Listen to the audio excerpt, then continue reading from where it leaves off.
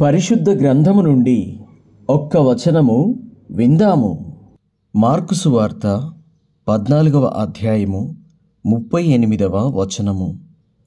మీరు శోధనలో ప్రవేశించకుండునట్లు మెలకువగా నుండి ప్రార్థన చేయుడి. ఆత్మ సిద్ధమే గాని శరీరము బలహీనమని పేతురుతో చెప్పి. దేవునికి స్తోత్రము.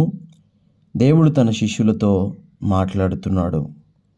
శోధనలు వస్తాయి, అయితే వాటిల్లో మీరు ప్రవేశించకూడదు. ప్రవేశించకుండా ఉండాలి అంటే ముందుగానే మీరు ప్రార్థనలో ఉండాలి.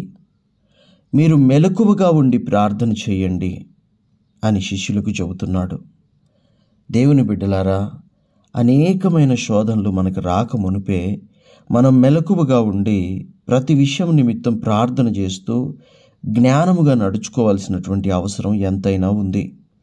ప్రభు చెప్తున్నాడు, ప్రార్థన చేయండి అని. మీలో ఎంతమంది ప్రార్థన చేస్తున్నారు? మీలో ఎంతమంది వాక్యానుసారంగా నడుస్తున్నారు?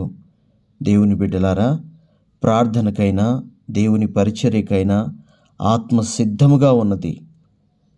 ప్రభుకి ఆత్మ సిద్ధంగా ఉన్నది, కానీ ప్రభు శరీరము బలహీనంగా ఉన్నది. అయినా కూడా తన కార్యాన్ని మాత్రం తాను చేయకుండా ఉండలేదు. తప్పక దానిని నెరవేర్చాడు.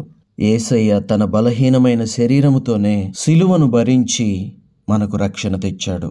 కారణం ప్రార్థన. ప్రార్థనలో మనం ఎంత ఎక్కువగా ఉంటామో ఆత్మకార్యాలు అంత ఎక్కువగా చేయగలుగుతాము. కాబట్టి ప్రార్థనలో బలంగా ఉండండి, మెలకువగా ఉండి. దేవుడు మిమ్మల్ని దీవించునుగాక.